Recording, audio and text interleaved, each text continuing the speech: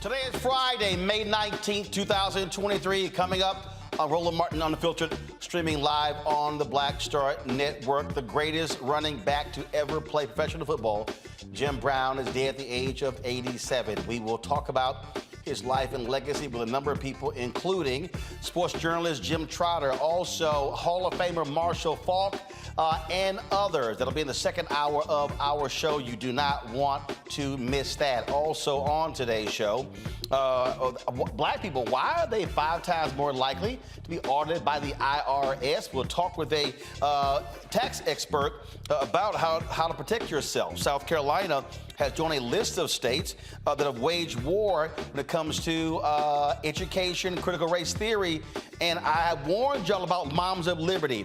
And so Michael Harriot has a 4-part series on the route where he talks about what these folks are doing that's literally destroying black education in South Carolina. You don't want to miss that conversation, folks. It is time to bring the funk on Roland Martin Unfiltered on the Black Star Network. Let's go. He's got it. Whatever the miss, he's on it. Whatever it is, he's got the scoop, the fact, the find. And when it breaks, he's right on time and it's rolling. Best believe he's knowing. Putting it down from sports to news to politics. With entertainment just for kicks, he's rolling. It's on go, y'all. It's Roland Martin, rolling with Roland now. He's funk, he's fresh, he's real, the best, you know he's Roland Martin now.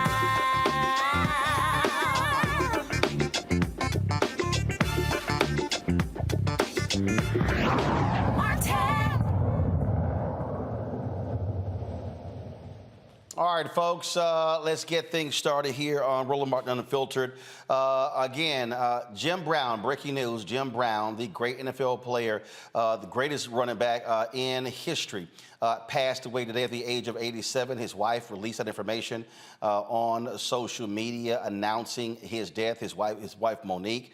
Of course, he was a star football player in college, star in the NFL, played only 9 seasons, left at the height of his career, finished as the all-time greatest rusher in NFL history, a record later broken by Emmitt Smith. In the second hour of today's show, we're going to pay tribute to Jim Brown. A number of people are going to be joining us, talking about his life and legacy. But also remember, it wasn't just what he did on the field in Hollywood, but also when it came to community groups and also anti-gang initiatives. And so there are a number of folks we'll be chatting with, journalists as well as activists, as we talk about, remember, Jim Brown, again, dead at the age of 87. Folks, the Internal Revenue Service admits that black taxpayers are more likely to be subjected to financial investigations than any other group. That's just absolutely stupid. According to the New York Times, IRS Commissioner Daniel Werfel sent a letter to the U.S. Senate detailing their research indicating the audit disparities. The letter in part says a recent study estimated using imputed race values that black taxpayers are audited at 3 to 5 times the rate of non-black taxpayers. The research further suggests that most of this disparity is driven by differences in correspondence audit rates among taxpayers claiming the Earned Income Tax Credit. We're deeply concerned by these findings and committed to doing the work to understand and address any disparate impact of the actions we take. Joining us now is an IRS-registered tax preparer and the owner of Infinity Taxes and Beyond, Douglas Lawson from Riviera Beach, Florida. Douglas, glad to have you here. Roland Martin Unfiltered. What the hell? Seriously? I mean, ain't like black folks.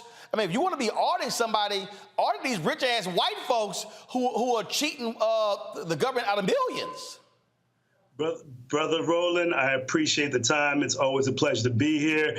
I had a conversation with my buddy yesterday when this was posted, and his first response to me, the sky is blue and water is wet.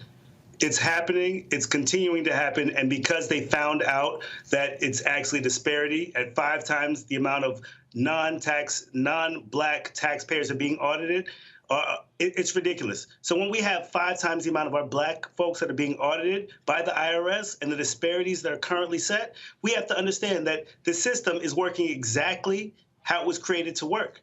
It's not broken. It was created against our communities, and we have to be very intentional about it. So I really want to thank, our representatives that sent out letters to investigate this. Representative Bill Pascrell from New Jersey, he said, I need to find out about what's going on because this is disgraceful and must end. So thank you, Representative Bill Pascrell, for standing up for our community and fighting this injustice that was set forth against our community. So they're claiming this is tied to the Earned Income Tax Credit. Explain. So they're claiming that the EIC credit is the reason that the algorithm is causing for the audits to be presented, and the majority of them are looked at. It's non-race based.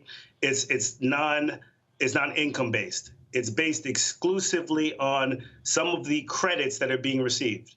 But lo and behold, these credits are predominantly going to minority and low-income families. So that's why a larger amount of individuals are currently being audited from our community.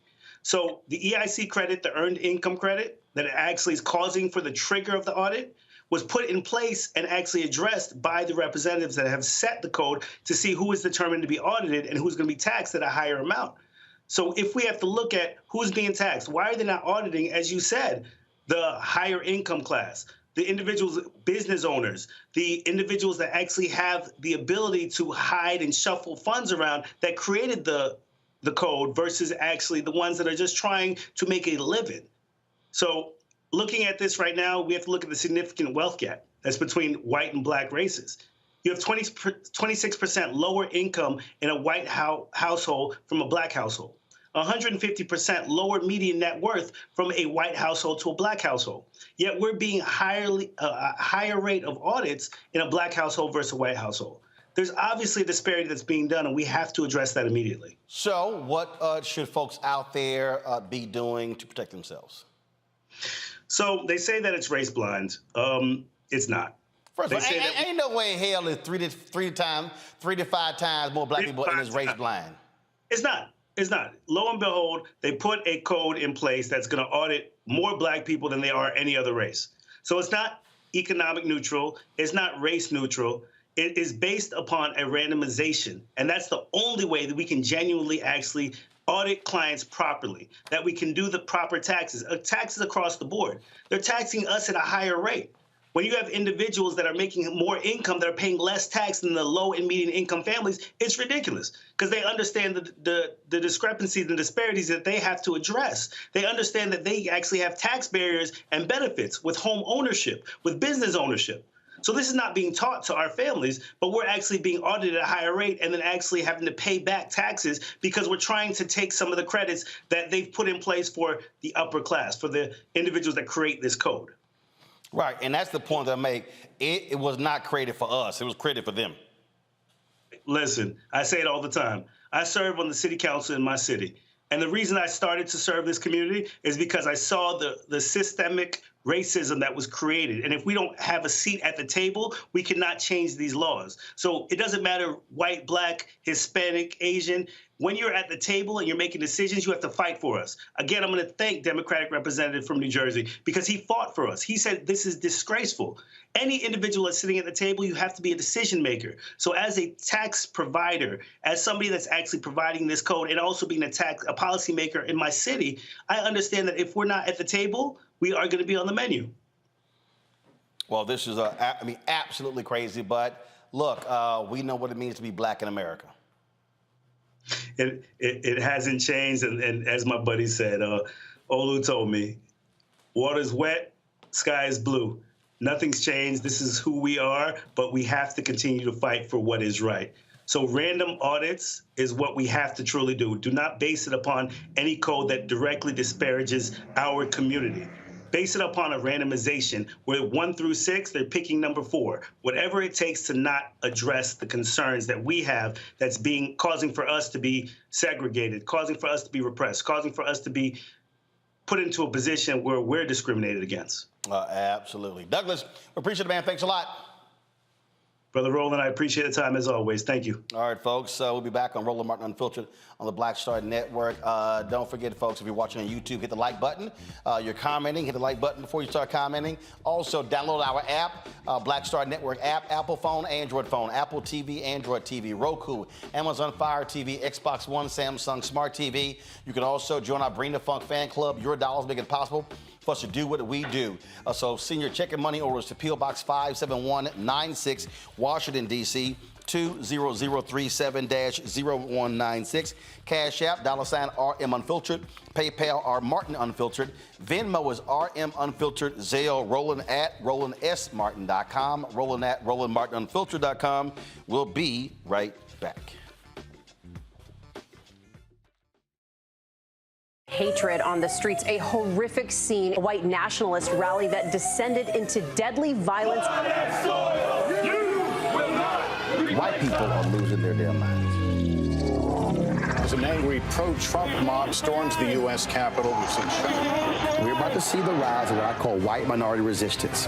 We have seen white folks in this country who simply cannot tolerate black folks voting. I think what we're seeing is the inevitable result of violent denial. This is part of American history. Every time that people of color have made progress, whether real or symbolic, there has been what Carol Anderson at Emory University calls white rage as a backlash. This is the rise of the Proud Boys and the Boogaloo Boys. America, there's going to be more of this. Here's all the Proud Boys, guys. This country is getting increasingly racist in its behaviors and its attitudes because of the fear of white people. The fear that they're taking our jobs, they're taking our resources, they're taking our women. This is white fear.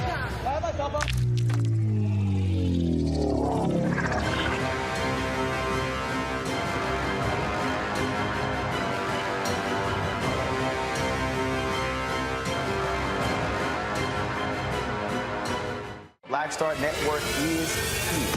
Oh, no punch! I'm real revolutionary right now. Thank you for being the voice of Black America. All momentum we have now, we have to keep this going. The video looks phenomenal. See, there's a difference between Black Star Network and black-owned media and something like CNN. You can't be black-owned media and be scared. It's time to be smart. Bring your eyeballs home. You dig? I'm Bill Duke. This is Diala Riddle. What's up, y'all? I'm Will Packer. I'm Chrisette Michelle. Hi, I'm Chaley Rose, and you're watching Roland Martin Unfiltered.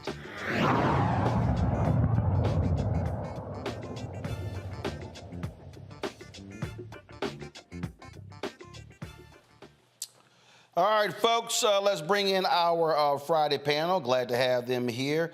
Matt Manning, civil rights attorney. He joins us now. Glad to have Matt. Matt, what hotel you in now? And get that orange Texas pillow out of the shot. We can't have that. Black and burnt orange don't go together. Matt joining us from Corpus Christi. Of course, we have Michael Imhotep, host of African History Network show out of Detroit. Thank goodness he ain't got no Sigma crap in the shot. And then, of course, from South Orange, New Jersey, legal analyst Candace Kelly. Glad to have all three of y'all on the show. Candace, you see this here. I mean, who these folks think they fooling? We know black folks are being targeted. And listen, anytime that you are black in America and you're walking around the streets and something feels a little bit off, you are probably right in assuming that it is because you are black in America. So when I hear about the IRS and the audits that have probably been unlawfully done, I'm just here waiting for the lawsuit. There are a lot of people who are going to be going back in their records and saying, why was I audited? Was I a part of this? And you know that there's a discrimination lawsuit going. And let me tell you, when we talk about the IRS, we are talking about mental anguish and distress. And I'm sure that there's going to be some type of distress part of the lawsuit that's going to be a big part of it. Because anybody who knows when the IRS is on your back, it is stressful. It is stressful. So I expect a lawsuit to be coming. And Matt, I mean, my goodness. I mean, we talk about folk with the lowest wealth in this country and being hit 3 to 5 times more when you got all these rich folk who they the ones who really need to be targeted. Yeah, I don't think that's wrong at all. And I think what's especially insidious about this is the idea that when you look at the earned income tax credit, what you're talking about is people below a certain median, home ownership, or rather home asset value, right? Or assets in their home. So that means to me that there's an implication that these people are people who are allegedly defrauding the IRS, right? When in reality, to the brother's point earlier, we know that the people who are in business and who have the greatest means are those who employ the greatest means to avoid paying the most taxes. So one, the dog whistling there is readily apparent. But beyond that, our tax code is one that caters to a higher echelon of earner. So the idea that the lowest echelon of earners, which here obviously dovetails with Black and brown people, unfortunately, because of the disproportion in our society, shows that there's an implication that people are cheating the system. And these are the people who are not cheating the system, are in fact the people who are not, that the system is created for, which is the richer folks. So I think you're right. And I think Candace is completely right. I am interested in what the standing issue will look like regarding taxpayers. But for the IRS to come out and say this is pretty extraordinary. But I bet you it's been going on for many, many years at this point. No doubt, Michael. Yeah, Roland, this is not surprising. What I want to know is, what does this equate to in total dollar amounts that African Americans have to pay as a result of being audited? Like owing more to the IRS, what is that total amount nationwide? And then also it's important, so this deals with systemic racism, as we all know, except for Black conservatives. It's also important to note that African Americans pay 13% more in property taxes each year as well. And this is documented. There was a article the Washington Post had in July 2020 that talks about this as well. And property taxes from 118 million households across the country were reviewed, and they found this as well. So this is something that has to be corrected. In the article from the New York Times, they talk about the algorithms, but we also see that there can be systemic racism in these algorithms as well. So this has to be fixed. Indeed, it has to be fixed, and hopefully it gets done. Folks, today in Harlem, family and friends gathered to pay their respects to Jordan Neely, the black man who was choked to death on a New York subway train station by Daniel Penny. Reverend Al Sharpton actually preached a eulogy at today's funeral. Of course, he was killed on May 1st. And Perry has subsequently been arrested, a former Marine, been arrested for second-degree manslaughter, where he was released on $100,000 bail. Now, Penny claims he stepped in to protect himself and other subway passengers from Neely. Now, Penny's next court date is scheduled for July 17th. You've heard a lot of folks, again, sharing their thoughts and reflections on Jordan Neely. He often was someone who was on New York subways dancing as he was a Michael Jackson impersonator, and you know, look, he had his issues, but he was an unhoused man, and again, everyone knows there's no reason in the world that this man should be dead as a result. Again, at today's funeral, Reverend Al Sharpton preached the eulogy of Jordan Neely today. Here is some of what he said.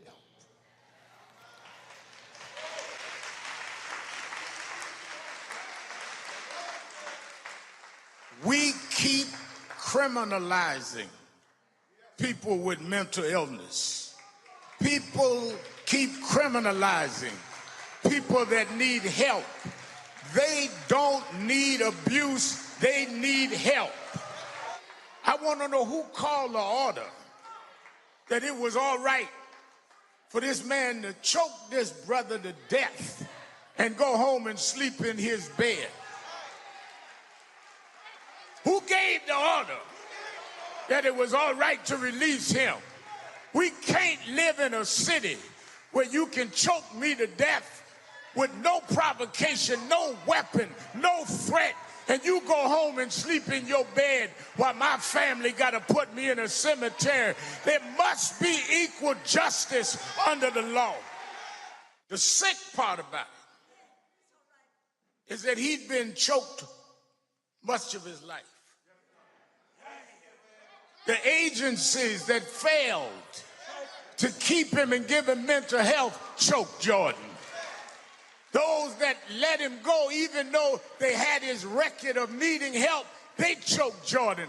The city agencies choked Jordan. He'd been choked most of his adult life. He's an example of how you're choking the homeless, how you're choking the mentally ill, how you're choking all over this city. Folks, again, Jordan Neely laid to rest today in Harlem. Crazy story out of Washington, D.C. A federal grand jury indicts a Washington, D.C. Metropolitan Police Department lieutenant for his role in the January 6th domestic terror attack. But here's what's crazy about this story. This lieutenant supervised the intelligence branch of the Metropolitan Police Department. He tipped off former Proud Boy member leader Enrique Tarrio about a pending warrant for his arrest just ahead of the January 6th attack. Shane Lamont was indicted on 1 count of obstruction of justice and 3 counts of making false statements. The charges stem from the investigation into burning a Black Lives Matter banner in December 2020 when the Proud Boys were roaming the streets of D.C. for a pro-Trump event. According to the indictment, Tarrio and Lamont communicated at least 500 times using cloud-based messaging services between July 2019 and January 2021. Tarrio and other members of the far-right group were recently found guilty of seditious conspiracy in connection with the Capitol attack. Now, Tarrio was not in D.C. on January 6th. A judge banned him from the city the day before the attack. This story here is pretty crazy, Matt, because you have a D.C. cop who's over the intelligence unit who, frankly, is aligned with the Proud Boys.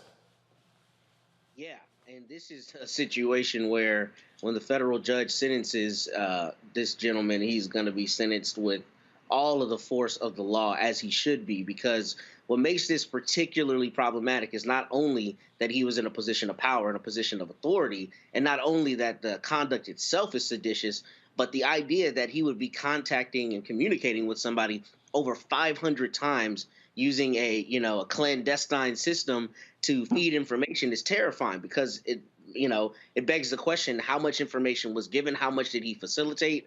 And right now, he may be looking at the least of the charges that ultimately come.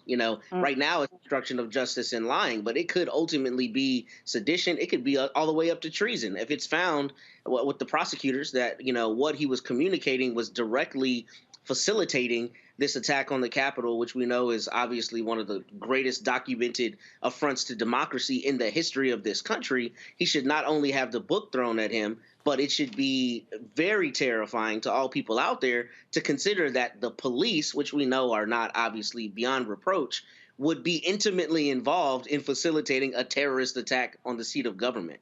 That is a crazy thing to say, and that's what we're seeing here, apparently. Candace here, go to my iPad. Lamont worked as the supervisor of the intelligence branch of MPD's Homeland Security Bureau.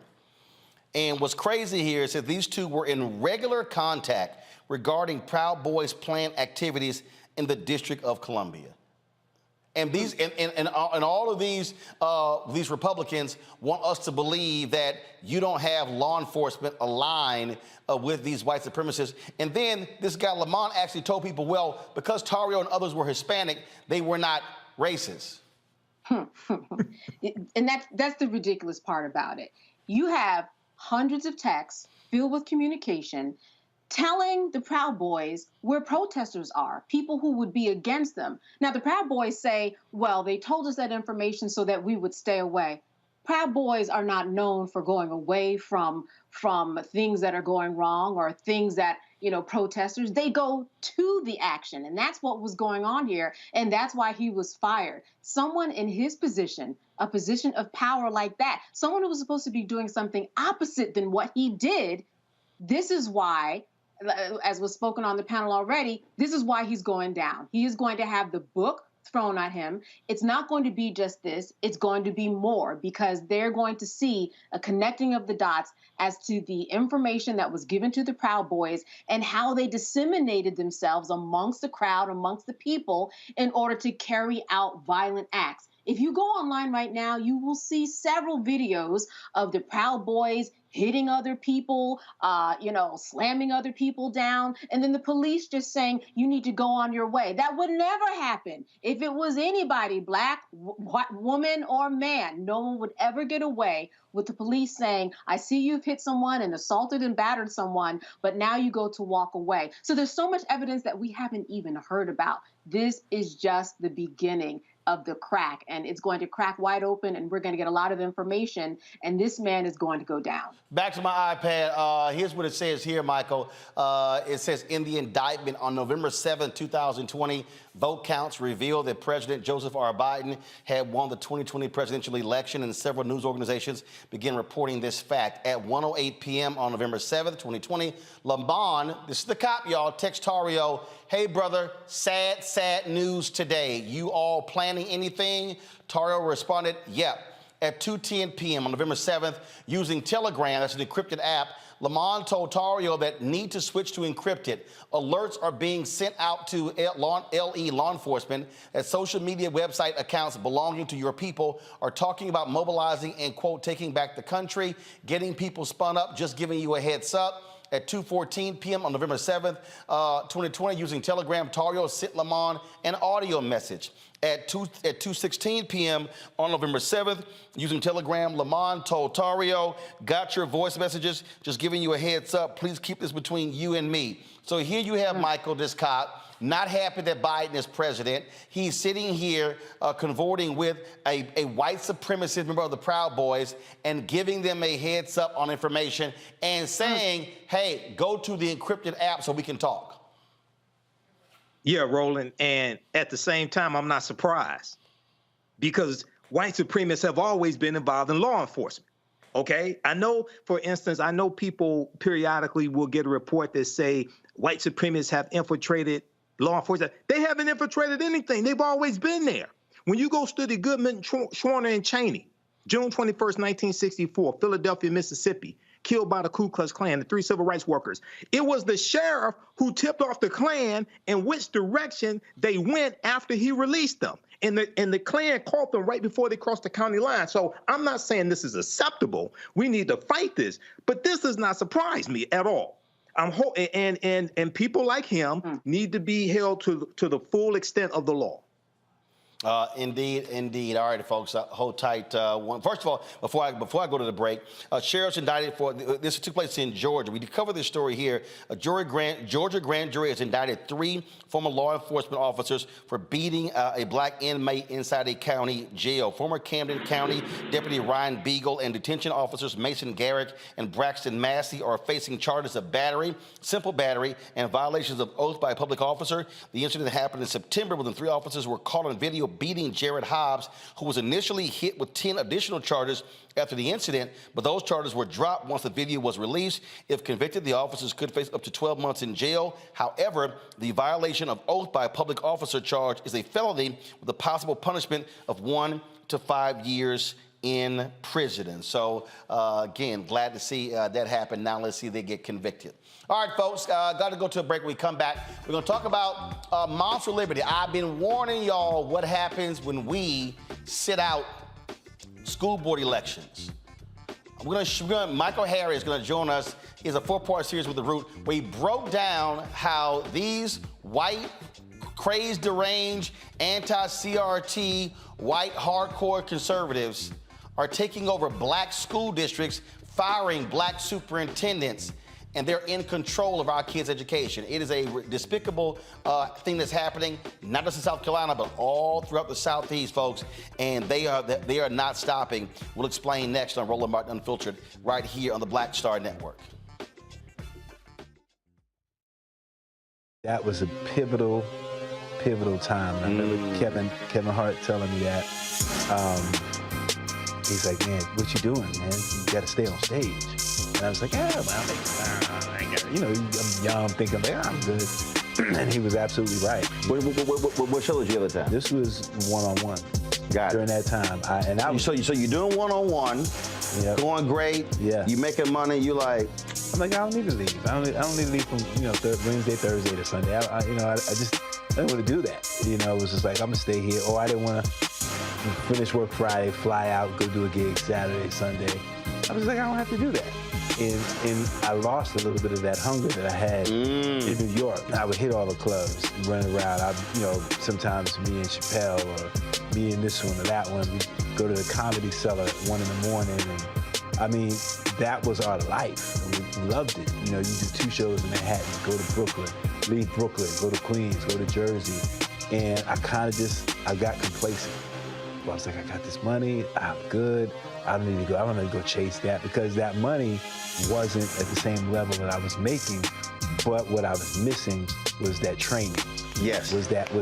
And it wasn't the money. It was the money. It was that's what I needed.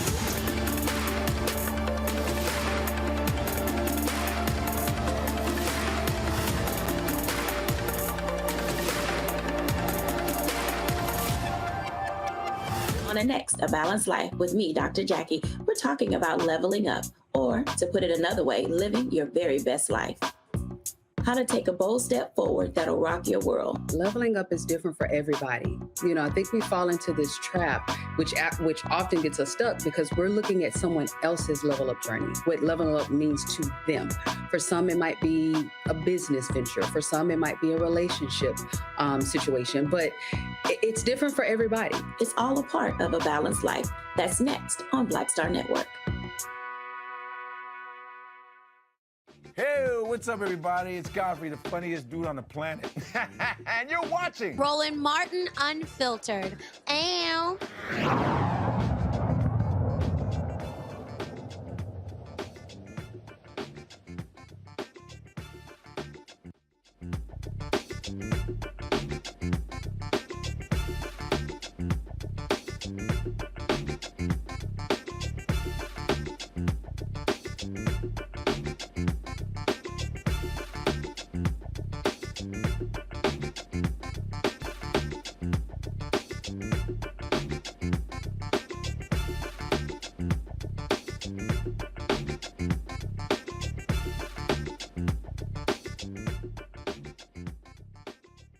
This one here?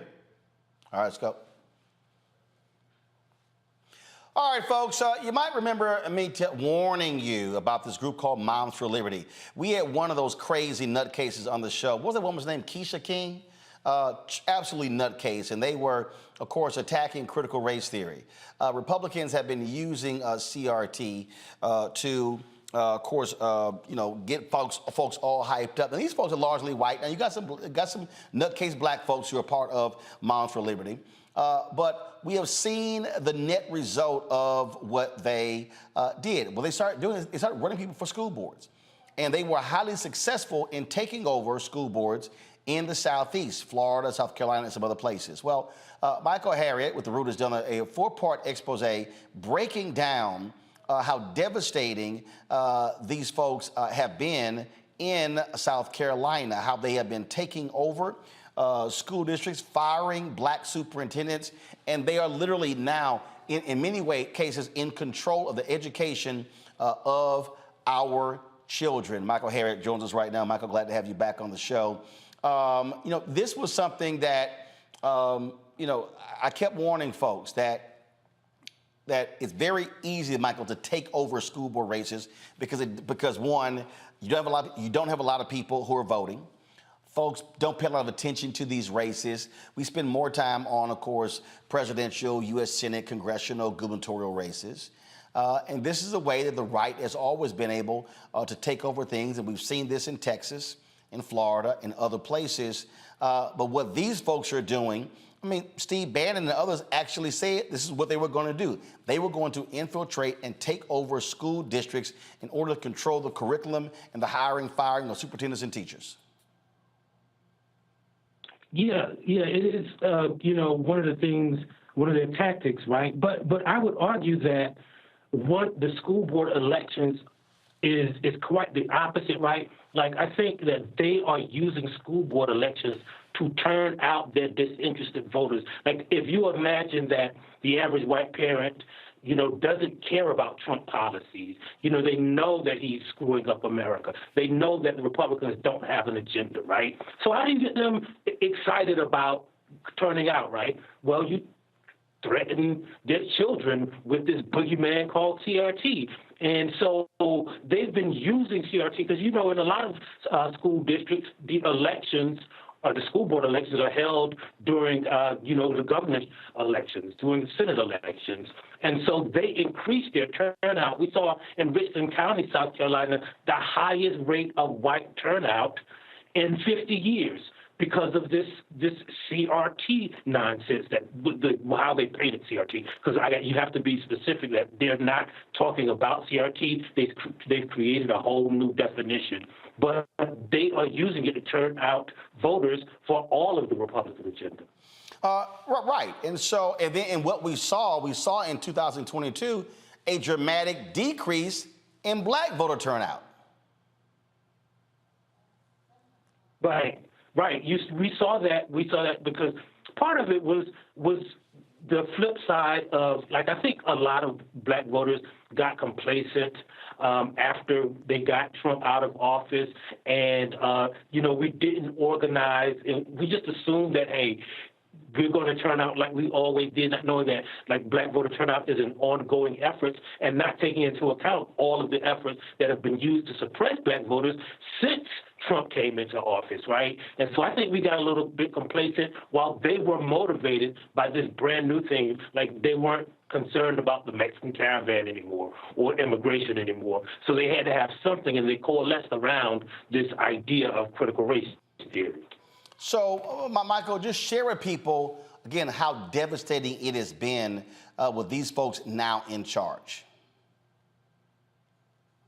Yeah, so one of the things that we did with the grill is we looked at 3 specific cases, right? So the first case was a woman named Gloria Boutte, right? She is like one of the godmothers of what we call culturally responsive teaching. And we looked at how they turned culturally responsive teaching, which has been around for 30 years, into critical race theory and used it. She was responsible for basically training every educator in the state in how to teach black children more effectively. She runs a center at the University of South Carolina, the largest university in the state, right? And so what they did is they basically made it illegal in different school districts to even hire her to teach their children how to how to teach the teachers how to teach black children. And remember, this is right after George Floyd was killed. So school districts were saying, well, we got to get some more African-American education, history, literature. And what these parents did is mobilize. In Richland County, South Carolina, which is 64% black, the district is majority black, the schools are majority black, but they managed to overturn and flip the school board because all they needed was 2 seats, right? And so all of the white people, which are a minority, voted for those 2 candidates. The top vote getter was a woman who won by 14.7%. So if all of the white people vote for those conservative candidates and they split the black vote amongst the other 11 people running for office, then the white people can affect elections with a small minority of voters. And as soon as they did it, they kicked out the superintendent of that district had been awarded by every educational association that year, in the past 2 years, as superintendent of the year, nationally, locally, statewide. Like, he had a wall full of awards. They kicked him out. In Berkeley, South Carolina, Berkeley County, South Carolina, the black superintendent was the first black superintendent. He had worked for that district for 21 years. They took over the school board. They flipped the school board by changing the state law, putting all of the black school board representatives up for election, eliminating one of the districts, and again, using that small minority, they elected an all-white school board, kicked out the guy. And then what they're doing is they're paying these people huge severance packages, but you got to remember, these are majority black places, so the black people are paying for these problems to go away while the white people are doing it and reducing the education, the history, the culture of black people in the education system. Michael, hold tight 1 second. I got to go to a break. We come back. We're going to continue to have this conversation and bring in our panel as well. Folks, trust me, this is their strategy, and they want to do this in school board elections this year. They want to do it in 2024. So don't think this is sort of a one-off. This is real. You're watching Roland Martin Unfiltered on the Black Star Network. Folks on YouTube, hit that like button, y'all. We should be way over 1,000 likes. Should be easily at 2,000 by now. Download our app, of course, download our app, Black Star Network app. Apple phone, Android phone, Apple TV, Android TV, Roku, Amazon Fire TV, Xbox One, Samsung Smart TV. You can also, of course, support us by joining our Bring the Funk fan club. Send your dollars to cash money orders, check money orders, P.O. Box 57196, Washington, D.C. 20037-0196. Cash App, $RM Unfiltered. PayPal, R Martin Unfiltered. Venmo is RM Unfiltered. Zelle, Roland at RolandSMartin.com. Roland at RolandMartinUnfiltered.com. Be sure to get a copy of my book, White Fear, How the Browning of America is Making White Folks Lose Their Minds. Available bookstores nationwide, Amazon, Barnes & Noble, Target, Books A Million. Download your copy on Audible. We'll be right back. When you talk about blackness and what happens in black culture, we're about covering these things that matter to us, speaking to our issues and concerns. This is a genuine people-powered movement. There's a lot of stuff that we're not getting. You get it, and you spread the word. We wish to plead our own cause. Too long have others spoken for us. We cannot tell our own story if we can't pay for it. This is about covering us. Invest in black-owned media. Your dollars matter. We don't have to keep asking them to cover our stuff. So please support us in what we do, folks. We want to hit 2,000 people, $50 this month, raise $100,000. We're behind 100,000, so we want to hit that. Y'all money makes this possible. Check some money orders. Go to P.O. Box 57196, Washington, D.C. 20037-0196. The Cash App is $RM Unfiltered. PayPal is R Martin Unfiltered. Venmo is RM Unfiltered. Zelle is Roland at RolandSMartin.com. Next, right here on The Frequency, the woman they call the Gifted Eye, hip-hop celebrity photographer Cory Soldier. She's the master storyteller that captured the history of hip-hop through the lens of her camera. Tupac comes out, the next thing you know, you didn't know who they were at first. You just seen all these dudes just come rushing the stage. Then you realize Biggie gets a bottle of champagne, he pops it open, sprays it on the crowd, he drinks the bottle. Coy Soldier, the hip-hop celebrity photographer, joining me right here on the next episode of The Frequency on the Black Star Network. What's up, what's up? I'm Dr. Ricky Dillard, the choir master. Hey, yo, Peace World, what's going on? It's the Love King of R&B, Raheem Devon, and you're watching Roland Martin, Unfiltered.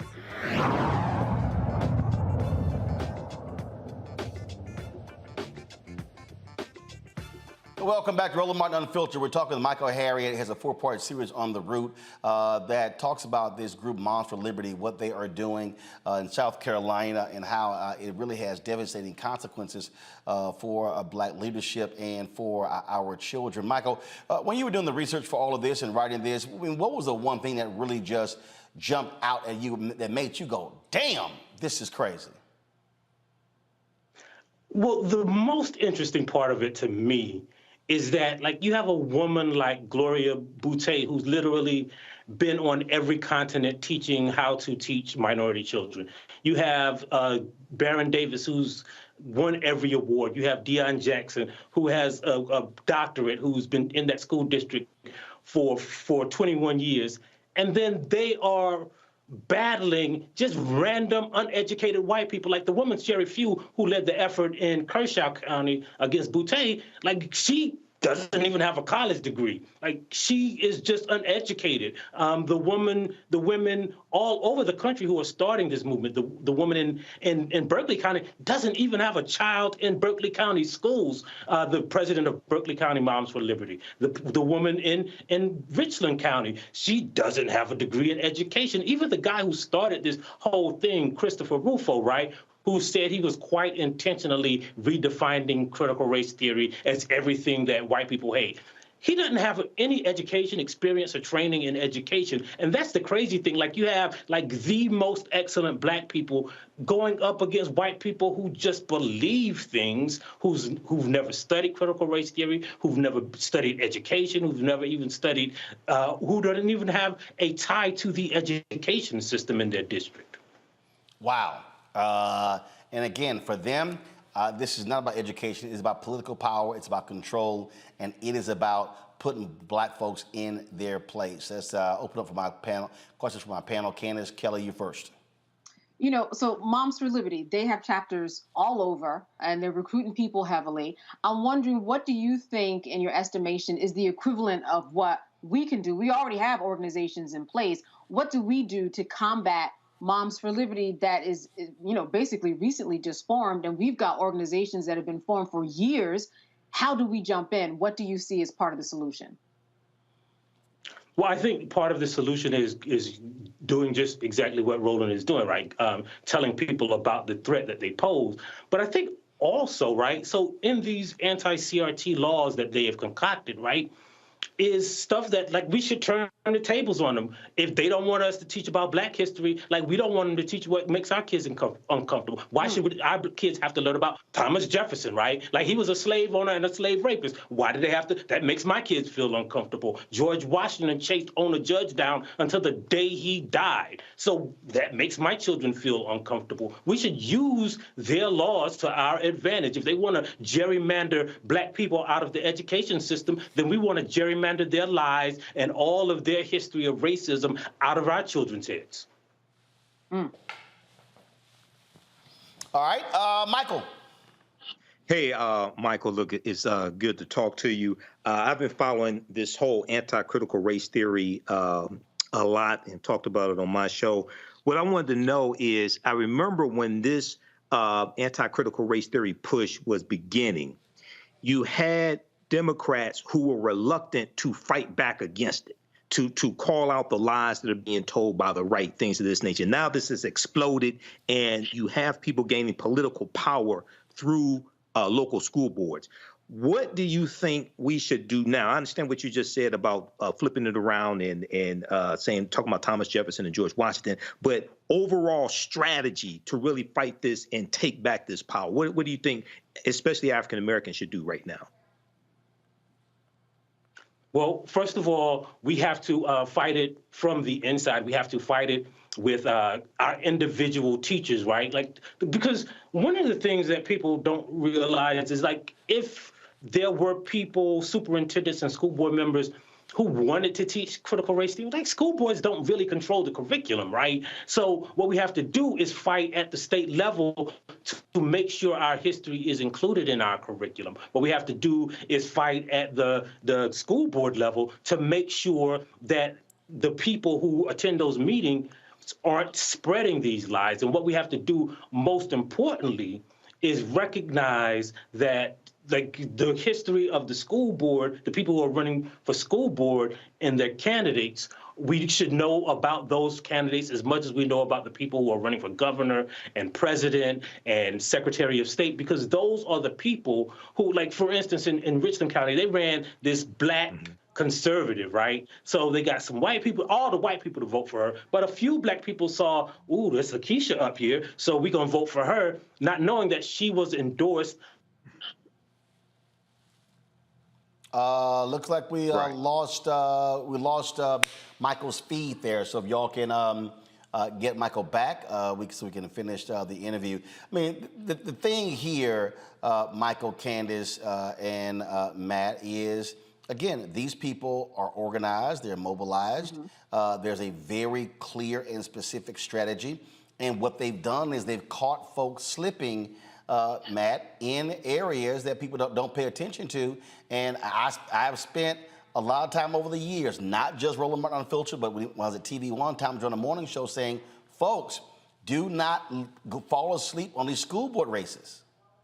Yeah, I think you're exactly right. And not only that, what they're doing is leveraging, nebulous terms like liberty and freedom to galvanize support among people who are also not going to apply the critical thought to see what is in fact being protested.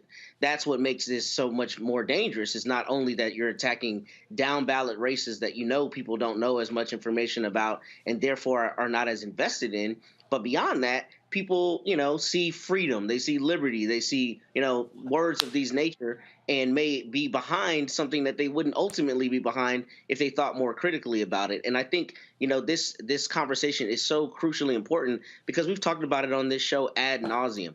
Most people have no idea what critical race theory actually is. They leverage the dog whistle because they hear the word race and think, oh, I don't want my kids being taught all this black stuff that makes me feel bad to be a white person. That's ultimately what it comes from. And that problem, if you don't have it countered with people who are running actively, of our people, who are running actively for the school boards, then you get them stacked with people who not only have no education, but have no real desire to imbue the kids with the actual truth. We're going to have generations of people who have no idea what their actual history is because their teachers are prevented from being taught it because some angry mom thinks that it's, comports with liberty to keep that from her children. So that's the problem to me, is the reverberation effects. And what you're dealing here, Michael, is real simple. And that is, it is about power and control. Absolutely. That's what I was going to say. That's one of my notes, Roland. We have to stop telling African Americans to vote for exercise. You don't vote to exercise your right to vote. You vote for power. This is about power acquisition. And what Stephen K. Bannon and others have taught these white conservatives is that the road to political power in America is through local school boards. And what happened was they tapped into the frustration that a lot of these white people had with COVID-19 restrictions, where their children having to wear masks in school, things of this nature. They went from that to this creating this boogeyman of critical race theory that, as Matt and others have said, most of these conservatives can't define what it is. And then what Christopher Rufo said was, he said they were going to take everything that caused discomfort among white people, put it under this umbrella of critical race theory. Okay, so if you read something in the newspapers that you didn't like or thought was crazy, you say, oh, that's critical race theory. The problem that we have on our side, and the problem with many Democrats, which is why I'm neither Democrat nor Republican, is that there was no plan to properly respond to that plan coming from the conservatives. Cornell Belcher, the pollster, Cornell Belcher, African-American, he talked about on MSNBC how he had been in many meetings with Democrats early on, and he was telling them, you have to confront what's coming from the right, weaponizing critical race theory. He said many of these white Democrats didn't want to do that. This is why we have to have strategies that are independent of a political party to push our own agenda and protect us from white supremacist nonsense like this. Well, again, what I keep saying to people is, look, majority of the kids in public schools today are black and brown. That's a fact. And if we are sitting on the sidelines and sitting out these elections, it's very easy to come in, run folks, take some resources, and take it over. And I keep telling people, this is going to be happening in South Carolina, North Carolina, rural areas, in the city as well. And so we got to be very cognizant of all of this, because this is a fundamental problem. And again, this is how they mobilize and organize. As Michael Harriot said, they were using this to energize their base. It was driven by race. It was driven by white fear. I laid out in my book, this is what it was all about. And so, frankly, a lot of us were not paying attention. There were hundreds of thousands of black people in South Carolina did not vote in 2022. This is what they did. And what did they do? They went in and started firing black superintendents, started firing black educators. Folks, this is real. This is real. And if you're sitting and watching right now and you're saying, I don't see any big deal with this, do understand this is going to spread, and you're going to look up, and they're going to be in control of places where African Americans are in the majority, and we frankly can't blame anybody but ourselves when we're not doing our part to stop them. When we come back, Jim Brown, the greatest player to ever play running back. Some say he's the greatest football player ever. Got to the age of 87, but his legacy wasn't just about football. It was also in Hollywood. It was also in civil rights. It was also in anti-gang work. We will discuss his life and legacy next, right here on Roland Martin Unfiltered on the Black Star Network.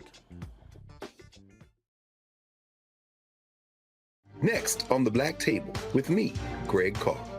Democracy in the United States is under siege.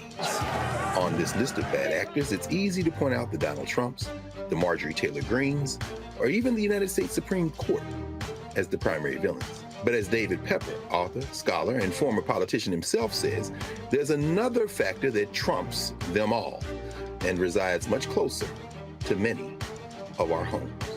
His book is Laboratories of Autocracy, a wake-up call from behind the lines. So these state houses get hijacked by the far right, then they gerrymander, they suppress the opposition, and that allows them to legislate in a way that doesn't reflect the people of that state. David Pepper joins us on the next Black Table, here on the Black Star Network.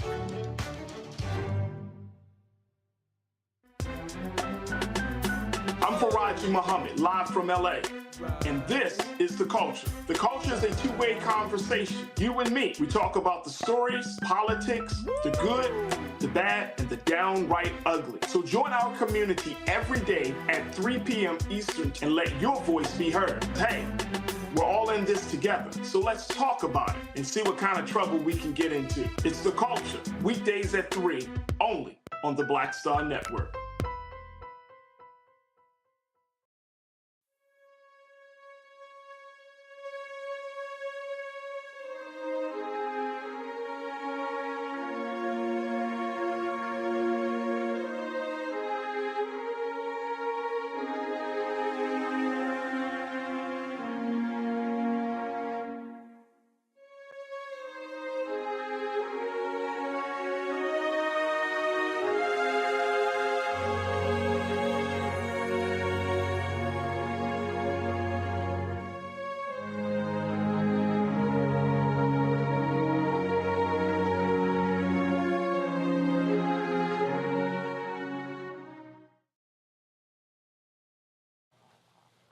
He starred at Syracuse University, should have won the Heisman Trophy, but racism prevented him from doing so. Jim Brown goes to the NFL, becomes a 3-time MVP. was a 1964 NFL champion, 9-time Pro Bowler, 8-time first-team All-Pro, elected to the Pro Football Hall of Fame class in 1971, named to the NFL 100 all-time team. He is considered the greatest running back to ever play the game. Folks, he played 9 seasons, retired at the top of his game, finished as the NFL career rushing leader, a record that was later broken by Emmitt Smith. Jim Brown leaves the NFL, goes to Hollywood, begins to star in a number of movies, partnered with Richard Pryor actually on a movie studio.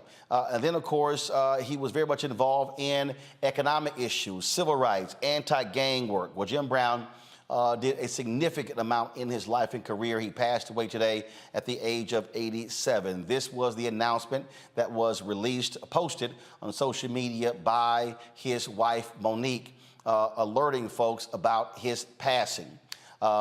She wrote, "It is with profound sadness that I announce the passing of my husband, Jim Brown. He passed peacefully last night at our LA home. To the world, he was an activist, actor, and football to our family, football star, I'm sorry. To our family, he was a loving and wonderful husband, father, and grandfather. Our hearts are broken." Tributes have been pouring in all across social media. The NFL released their tweet announcing his passing. Go to my iPad, please. This is, of course, what they posted here, announcing all of his stats. This is a video they also posted of Jim Brown playing. Again, he had everything. He could run, he could catch, he could block.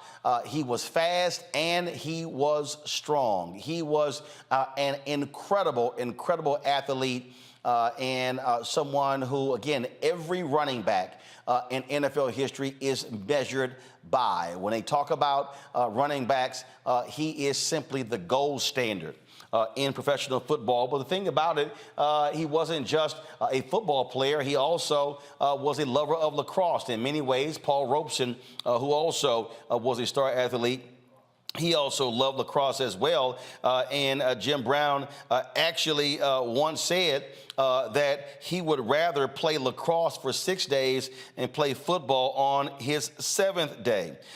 This right here is Jim Brown. This is from the Premier Lacrosse League, Jim Brown talking about lacrosse. Who respected it and loved it. I understood that in order to be a great lacrosse player, who we got is you have to master the stick.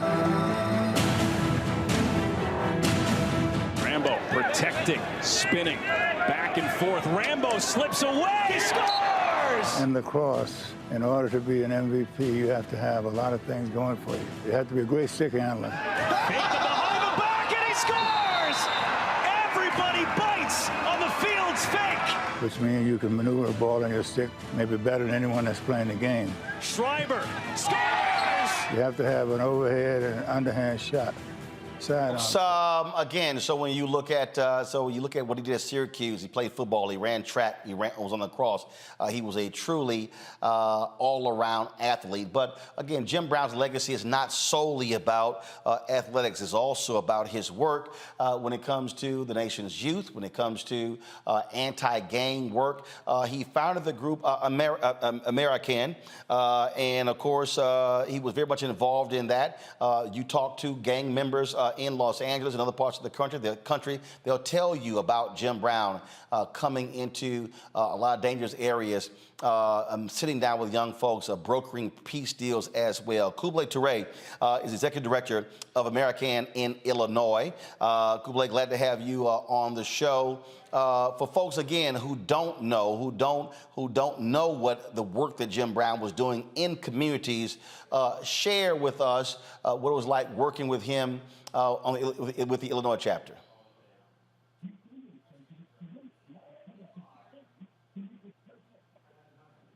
All right, Toure, are you there?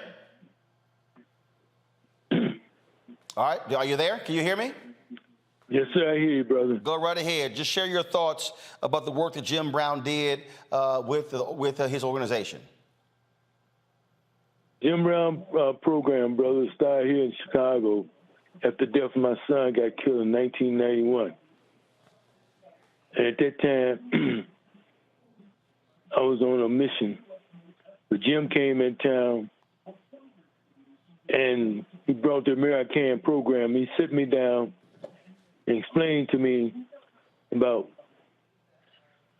the American program. The young brother, the leader of the gang that killed my son because of brother Jim Brown. Met with that young brother, man, and let him know that I was going to kill him because he was the leader of the gang that killed my son. But Jim Brown told me, he said, brother, he said, Kubla, he said, listen. He said, we all make mistakes, man. He said, that's a young brother needs some leadership.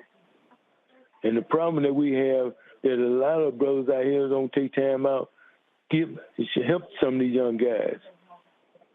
He said, now,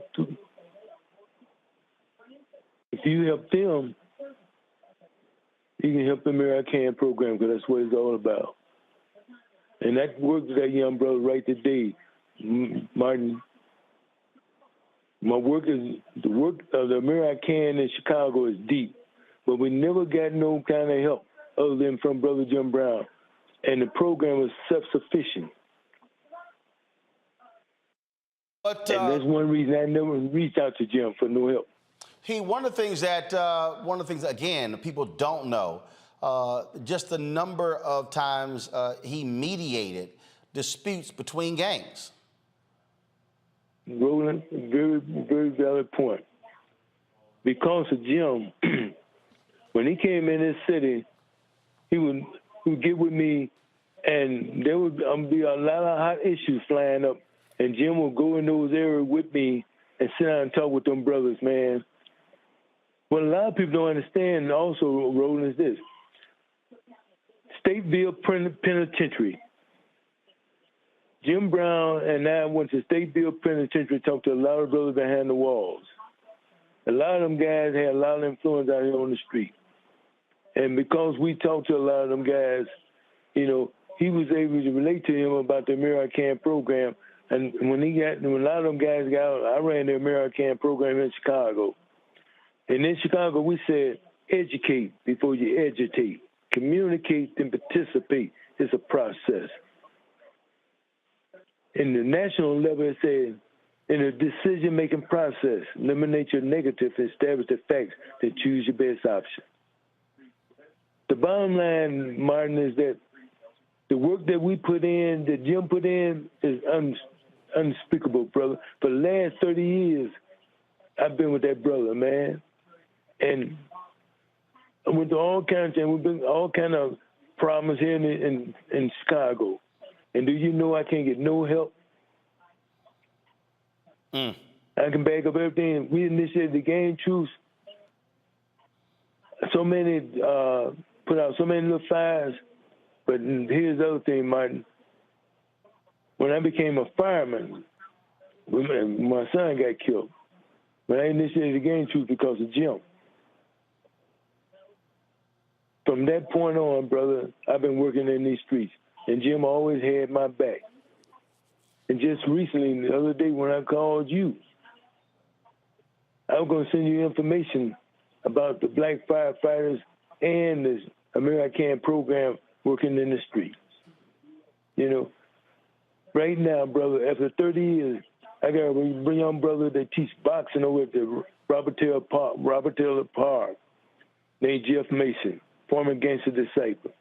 For 30 years, that brother, I've been working that program.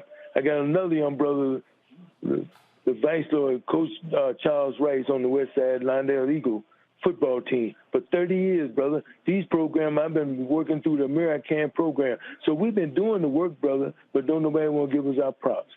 You know, as a black man, it's hard for a black man to be himself, because if you can't be yourself, then other people want to buy you off.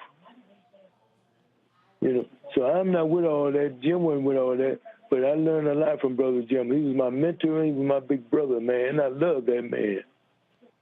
Kublai Ture, we appreciate you sharing your reflections of Jim Brown.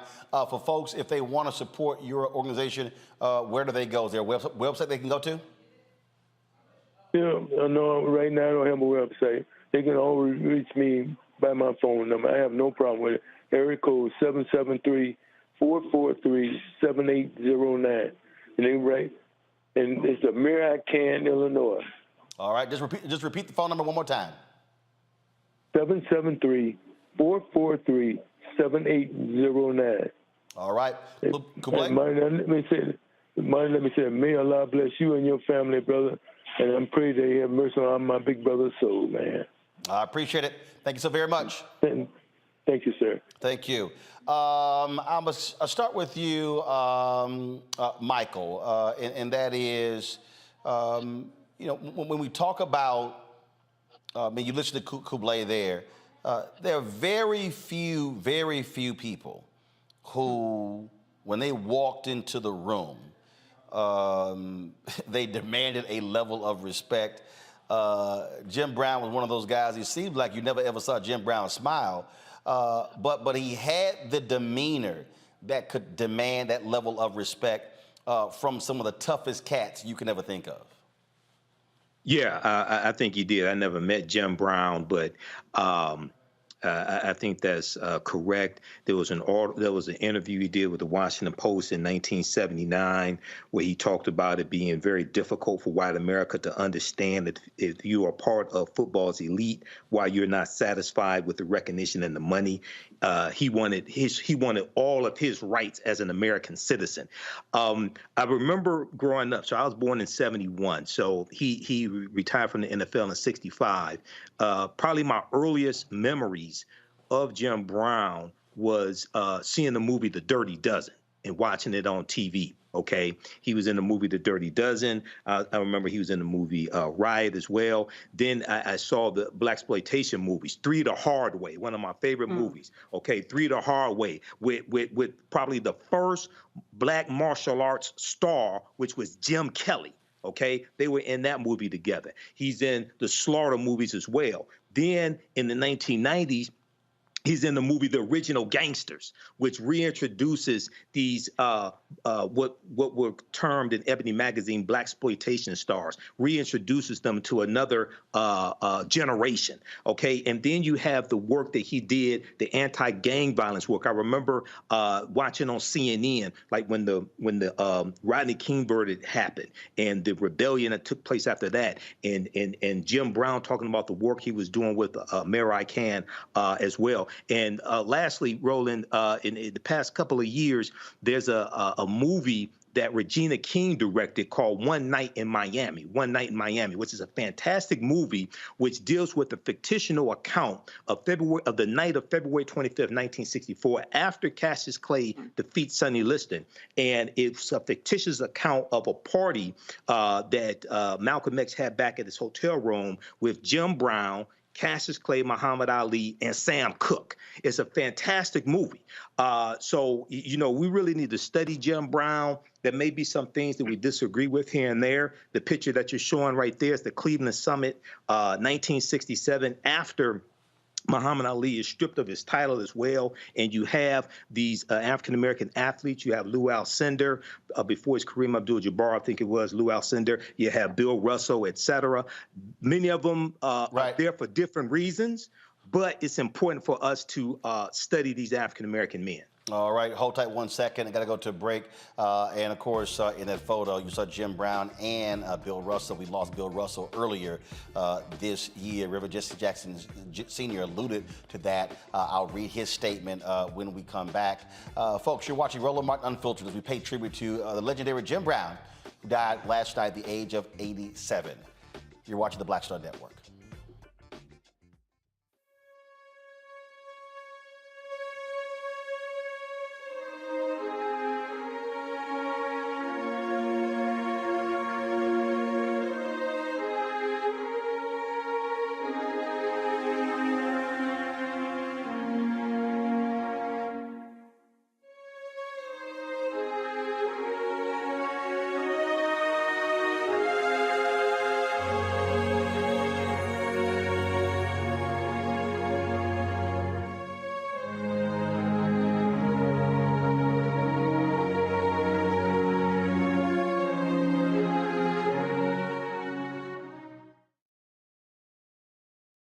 hatred on the streets, a horrific scene, a white nationalist rally that descended into deadly violence.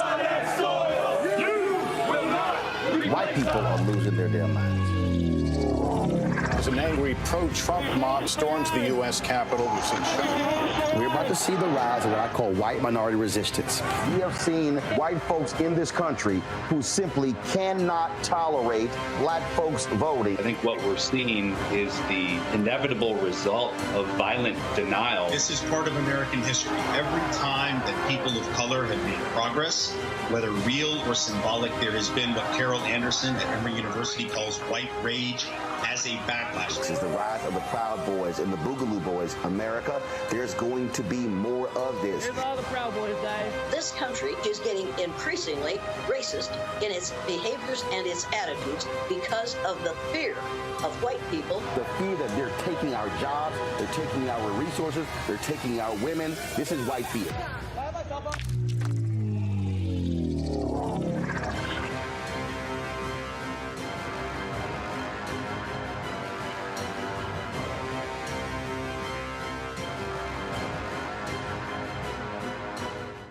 Black Star Network is here. Oh, no punch! I'm real revolutionary right now.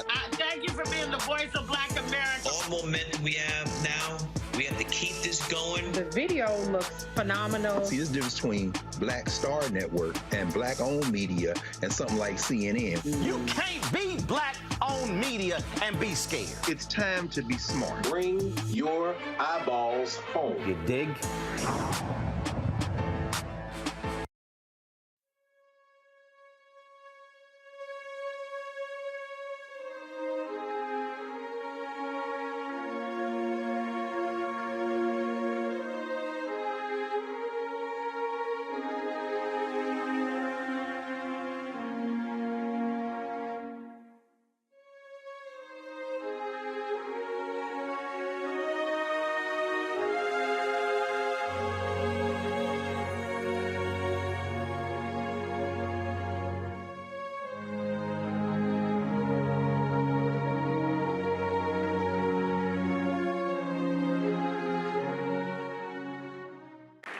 And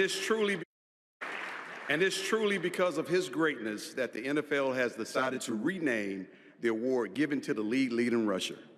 And Barry and I are honored that that award will be given out tonight in honor of Jim Brown. No question about it. No question.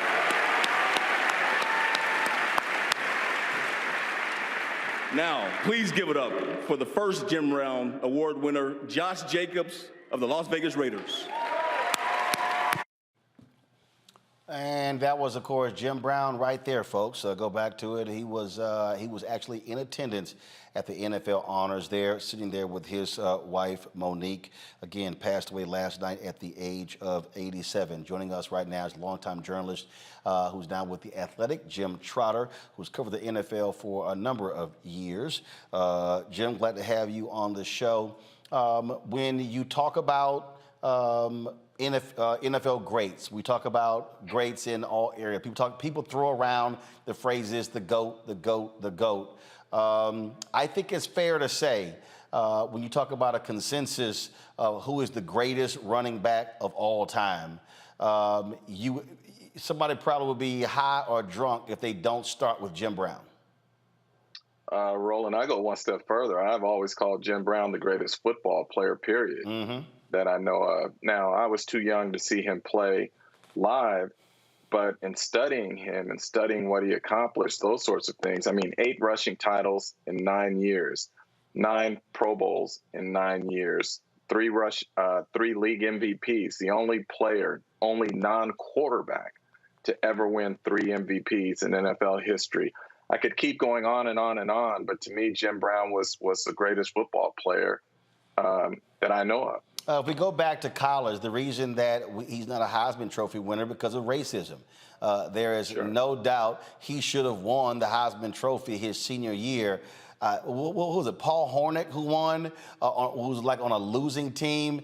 But again, it was absolute sports journalism racism that he never won the Heisman Trophy, and he set the standard, and he really began that trajectory of these great running backs coming through Syracuse. Well, here's the thing, too, though, Roland. He was not just a great football player. He was a great lacrosse player. And track. As well. Yes, you could make the case that Jim Brown was maybe the greatest athlete we've ever had, period. Now, I will throw one name out there. I would love to have that debate, Jim Brown, Paul Robeson. Okay, you could have that debate. But I'm saying when you are the best in every sport that you compete in, and we know he was the best, well, in my opinion, he was the best in football. In lacrosse, he was the best. You know, you talk about track and field, Jim Brown was just, he was incredible. And it's funny, I want to show you, like this book, I write about it in the column I just wrote, Jim, and I talk about how this is one of the most powerful books I've ever read, his autobiography, because of its directness, its frankness, and his ability to be unapologetic. And all the things he talks about being a black man growing up in the 50s, and all the things he dealt with in the NFL, and all the things he dealt with afterwards, and what his mindset is, and all of that. I know as a young sports writer, back in 1989 when this book came out, I was 3 years out of college. And so I'm working in newsrooms where I don't see many of me. And so there were things I wanted to articulate that I felt, but I just couldn't articulate it. And then I read his book, and I was like, wow, many of the things he is saying in here are the things that I feel that I can't articulate. And so people may find it strange when I say that a sports book is one of the most powerful books I've ever read, but his autobiography did that to me. It spoke to me in a number of different ways, and I would recommend it for anyone to read who wants to learn about him, who wants to learn about conviction, who wants to learn about standing up during times where it is either not safe or not comfortable to do so. One of the things, I'm gonna bring in Candace Kelly right here. Candace, this is a story from Anscape. Jesse Washington did this story, and it sort of speaks to what Jim Trotter was just saying there about Jim Brown, and that is his season was over for the Cleveland Browns. The article says here that he was bored, so he decided to go act in a movie, and so he's filming the movie The Dirty Dozen, as it says, to stimulate his mind. Now, he knew he was going to have to prepare for the upcoming season, and he was in the final year of a 2-year deal paying him $60,000. He wanted to play the following season, but he would have had to leave the film. And the owner of the team, Art Modell, was like, hey, sorry. He said, no veteran Browns player has been granted or will be given permission to report late to our training camp at Hiram College, and this includes Jim Brown. Should Jim fail to report to Hiram at check-in time deadline, which is Sunday, July 17th, then I will have no alternative to suspend him without pay. He was like, okay, all right, no problem. And so he says Modell started fining Brown $100 for every day he didn't show up, but no one told Brown what to do, not even the owner of the team he played for. And this is what he did. He wrote the owner, Art Modell. Now, mind you, this is Art Modell, the owner, who has the greatest player on his team. And I guess he thought Jim was a regular Negro. And he wrote him this letter. I am writing to inform you that in the next few days, I will be announcing my retirement from football. This decision is final and is made only because of the future that I desire for myself, my family, and if not, to sound corny, my race.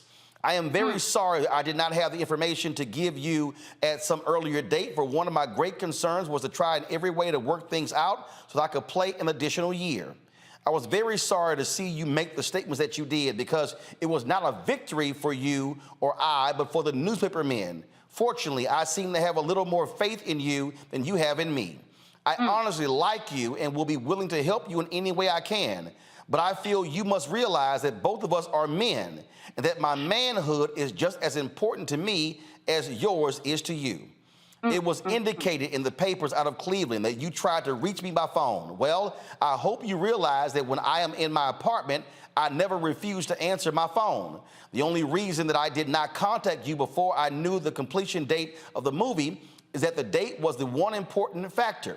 You must realize that your organization will make money and will remain successful whether I am there or not. The Cleveland Browns are an institution that will stand for a long, long time. I'm taking on a few projects that are very interesting to me. I have many problems to solve at this time, and I am sure you know a lot of them. So if we weigh the situation properly, the Browns have really nothing to lose. But Jim Brown has a lot to lose. I'm taking it for granted that I have your understanding and best wishes. For in my public approach to this matter, this will be the attitude that will prevail. The business matters that we will have to work out we could do when I return to Cleveland. I will give you any assistance I can, and I hope your operation will be a success.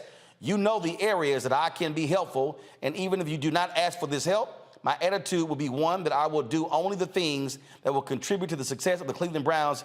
Your friend Jim, but the key here, he says manhood. He said, the owner, Art Modell, thought he was, I can sit here and give Jim an ultimatum and he gonna come running back. Jim was like, yeah, I'm good. Yeah, Jim said, I'll quit right here on the movie set, which is what he did. And, this is what shows who he was as a man. He was a man of conviction. And what he was saying was, you will not disrespect me, and you will not tell me what to do. I am Jim Brown. I have my own manhood, and I'm a man of conviction. And I think that this is really important to understand about him, and this is why the standards are so high that he set for everybody who came behind him. I went to Syracuse. I'm wearing orange because of Jim Brown tonight. And, when you go there, you know about Jim Brown. If you didn't know about him before you went there, you knew about him once you got there because he's the person that set the standard. When he played lacrosse, they changed the rules because he was so good. They changed the rules. This is the type of man that Jim Brown was. And I think that his conviction was really felt when he was able to, as you talked about earlier in the show, organize gangs and make sure that they understood and talked to one another. That takes a lot. That takes a lot of psychological effort, too. And that's also something that he was known about, and they talked about while I was at Syracuse University, that he used psychology on the playing field in order to get into people's minds, in order to show people that he was in control. And he used those same tactics in order to manage people around him. And that's what people know who he is and who he is about. Managing people, organizing them, making them see eye to eye. So people know him for so many things as this revered sports player in so many sports. He was the first person actually to call boxing in terms of an African-American to sit there and do play-by-play and talk about boxing. And he did so many other things. He's going to be remembered for so many things, but mostly he's going to be remembered because of letters like that you just read, because this was a man of conviction, Roland. Jim, I love what he told Sports Illustrated on the set of the Dirty Dozen. He said, I could have played longer. I wanted to play this year, but it was impossible. We're running behind scheduled shooting here. For one thing, I want more mental stimulation than I would have playing football. I want to have a hand in the struggle that is taking place in our country, and I have the opportunity to do that now. I might not a year from now. And later this, he said, I quit with regret, but not sorrow. No, one of the things he says in his book, too, Roland, is he says that he was always thinking about life after football.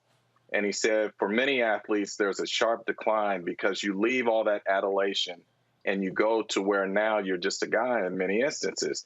And so for him, he said acting was a way to soften that landing spot in terms of him coming down. But I wanted to read something else to you out of this book when we're talking about a man of conviction. And I'll do it real quick here. He says, I've heard it a lot over the years. Paul Brown and other coaches didn't like this about my attitude, didn't like that. But they loved the damn performance. They were right about one thing. I did have an attitude. And my attitude, and this is what my coaches could never see, was not shaped only by the game of football. If my mind was limited to football, per the desires of the Cleveland Browns staff, which would later be fired by Art Modell, what type of man would that make me? My attitude was shaped by my personal conviction. It was shaped by society and my role in that society. It was shaped by being black in America in the 1950s. And if it wasn't for that attitude that people spoke of, I never would have made it to the Cleveland Browns. Man, Jim Brown was just different. And that's what I loved about him in terms of he was unapologetic and unafraid when it came to speaking his truth. And we don't see that in a lot of athletes today, which as I get older is disappointing because I think guys like Jim Brown, Bill Russell, and others had laid the groundwork for Black athletes to be able to speak up and to stand on their conviction. So for me, you know, I know some people want to focus on the other things, and that's fine. Jim Brown was a lot like life. He was complex. But in terms of how he made me feel, do I think he was a great man? Yeah, I do. Do I think he was flawed? Without question. But Jim Brown, to me, provided some purpose in terms of understanding who I was and how I wanted to carry myself in terms of addressing certain things in certain situations. Indeed. Hold tight 1 second. Got to go to a break. We come back. Marshall Faulk, Hall of Famer, will join us. Terrell Owens will join us as well. Also, we'll be talking with Ricky, another Hall of Famer, Ricky Jackson. Also, share some social media posts of various folks like Eric Dickerson, Emmett Smith, Barry Sanders, and others as they remember Jim Brown, who passed away at the age of 87. We'll be right back on the Black Star Network.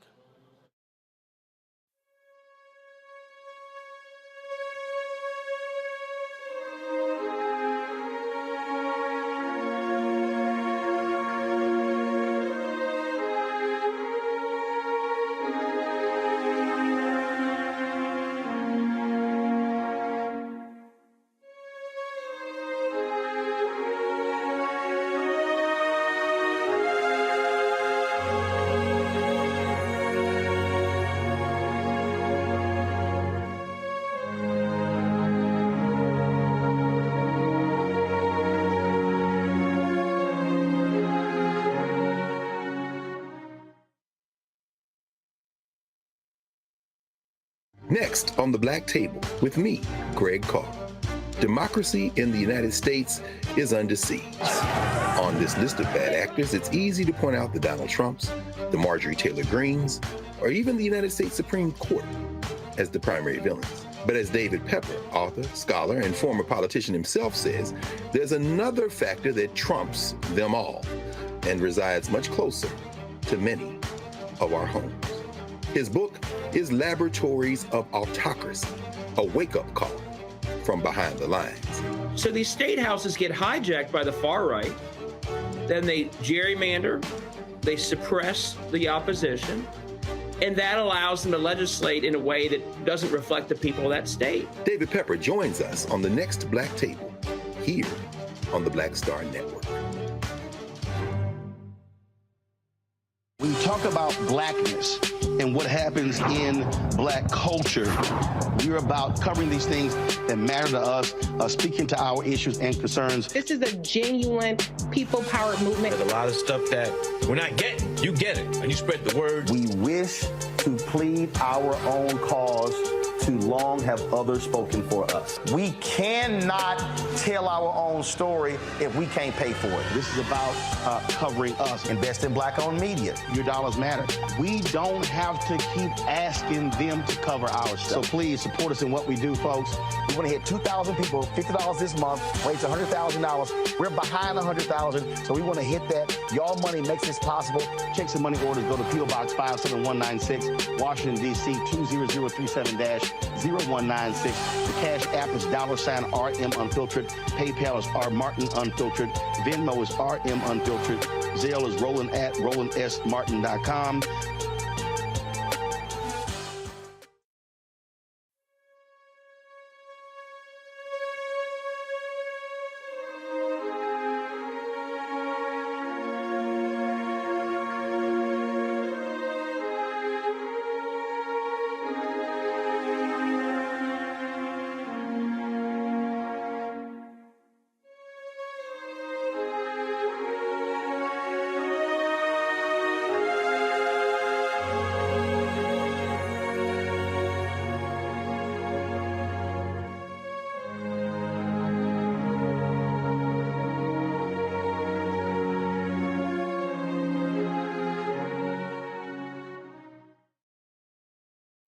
This here was a tweet Eric Dickerson sent out, another Hall of Fame running back. I just landed from my flight and saw all the text messages. Jim was not just a great football player, but an even greater human being. We need more people like Jim Brown. He'll forever be the standard of how the great running backs are measured in our game. Till we meet again, my friend. Folks, last year we were at their 80th birthday party for Richard Roundtree, and it was, of course, a great time had there. Jim Brown showed up and paid his respects there, and so we'll show you that in a little bit. But right now, we're joined by another Hall of Famer, Terrell Owens. We're setting up his shot and getting his audio straight. He'll join us in just a second. It was, I guess 3 or 4 years ago, maybe even longer. I actually did an interview with T.O. and Jim Brown at Jim Brown's home in Los Angeles. I am trying to get hold of a copy of that from the producer, Stacey Dillon.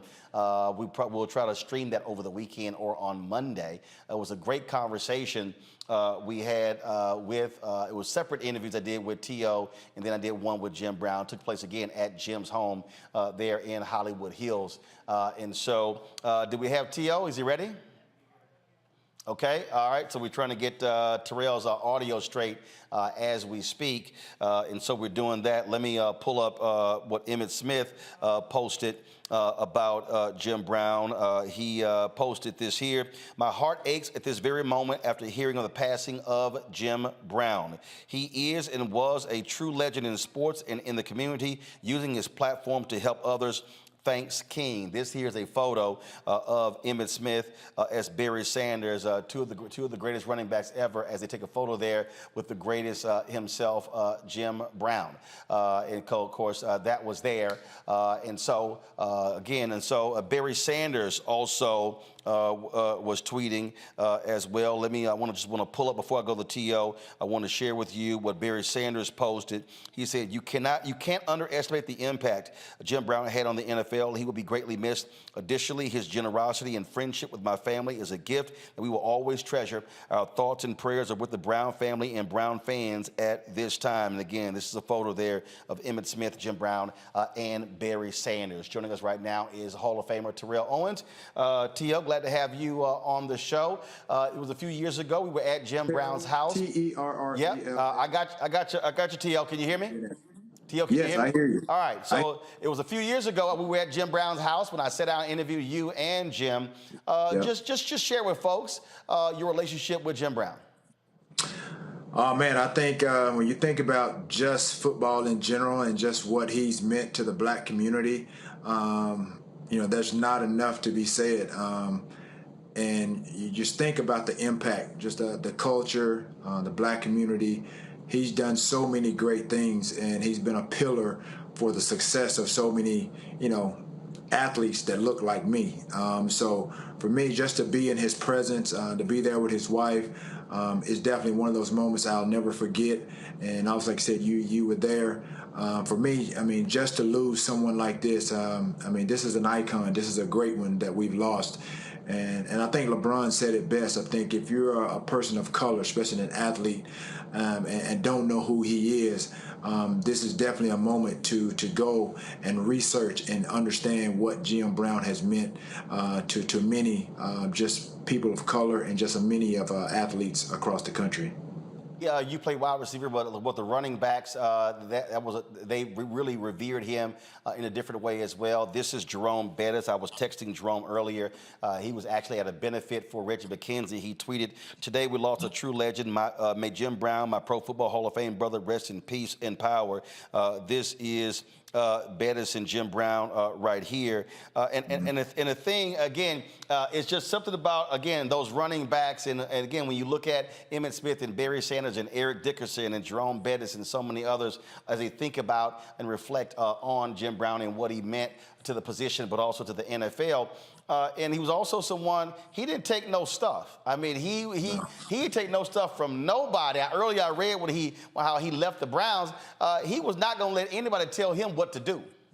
Right. I think if you look at what he did, I think now you're seeing a lot of athletes that are, realizing their power and using their leverage, using their voice to speak up on a number of issues. And I think LeBron has really kind of taken that torch and that mantle and really doing that for a lot of athletes. A lot of people have even said that I was, when I played, I was one of those guys. I mean, I didn't really take a lot of stuff either. I was very outspoken, and that was often kind of misconstrued as being arrogant and cocky.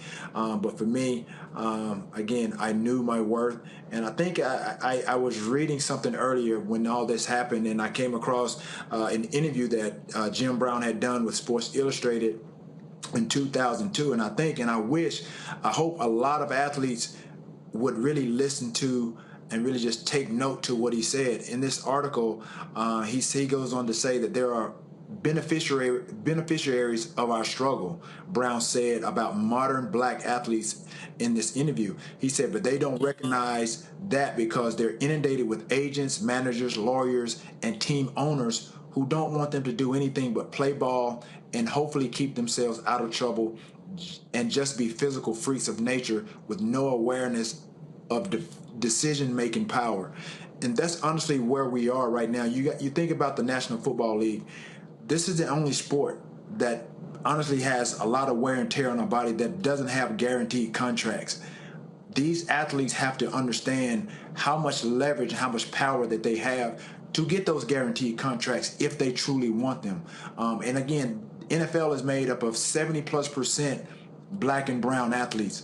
If they want these guaranteed contracts that obviously some of these other sports are garnering, they have to understand their leverage. They have to understand their power. And this is what Jim Brown was alluding to. And this has been going on for many, many years. And it takes a number of these guys to honestly get together in order to do that. The NFLPA, the union, is not as strong as some of these other unions like the NBA, MLB.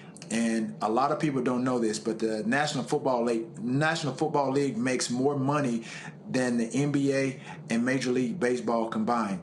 And there's no reason why us as athletes, especially these new guys that will be coming into this new money, that they shouldn't have guaranteed contracts. What Lamar Jackson had to go through over this last few months, that shouldn't happen. Indeed. T.O., we appreciate you, Joe, and taking some time, man, to share your thoughts and reflections about the passing of Jim Brown. Thanks a bunch. Absolutely. And all my best go out to his family. Thanks so much. We appreciate it. Matt, what T.O. said there, we talked about a little bit earlier in terms of how Jim Brown operated. I remember he said, look, I ain't taking all these hits in the NFL. I'm getting paid more money to lay up with Raquel Welch. Yeah, and first I'll say I'm a little younger, so I obviously didn't get a chance to watch Jim Brown play, but I did play lacrosse at Howard, and it's interesting because I remember the coach saying that just so frequently. Oh man, greatest lacrosse player of all time is Jim Brown, and it dawned on me then that we're talking about a man who had played before any of us had ever lived, and his legend so far outshone his playing days that we were still talking about it, 60 years later, which I think is just a testament to the titanic proportions of his ability. But what I thought was great about that letter, and especially that I think T.O. hit on beautifully, is not only the social responsibility that athletes have, that many of them are shouldering that burden, and really in a great way, but beyond that, the idea that, look, you are the ones that put the butts in the seats. You have the leverage. And that's an important lesson not only for the athletes, but for all of us, because so many of us create value for corporations and for agencies and other places and don't fully understand how much they rely on us and how much they need us to accomplish their goals. So I like the idea that athletes are empowered to not only realize, their social responsibility, but realize how they can leverage their position and say, look, NFL, we make so much money for you. We need guaranteed contracts. And if you don't give us those contracts, here are our consequences. So I think he was a model in that respect. And I just think obviously he was a titan. And to be a person who has set so many standards in so many different realms is really an extraordinary thing. And I'm appreciative of his legacy and his stalwart commitment to living his truth as a black man unapologetically. Indeed. All right, I got to go to a break real quick. When we come back, we'll have more tributes to Jim Brown, folks. Again, passed away last night at his Los Angeles home at the age of 87.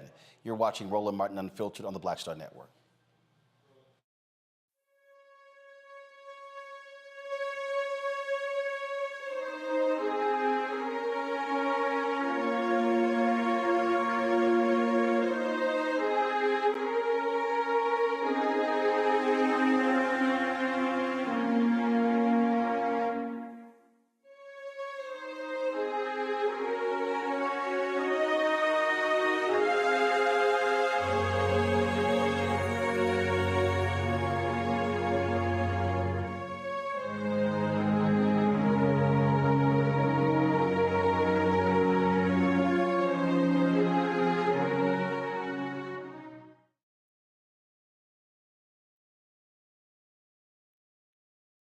On the next Get Wealthy with me, Deborah Owens, America's Wealth Coach, nurses are the backbone of the healthcare industry, and yet only 7% of them are Black. What's the reason for that low number? Well, a lack of opportunities and growth in their profession. Joining us on the next Get Wealthy is Neely Bartanilli. She's going to be sharing exactly what nurses need to do and what approach they need to take ownership of their success. So the Black Nurse Collaborative really spawned from a place and a desire to create opportunities to uplift each other, those of us in the profession, to also look and reach back and create pipelines and opportunities for other nurses like us. That's right here on Get Wealthy, only on Black Star Network.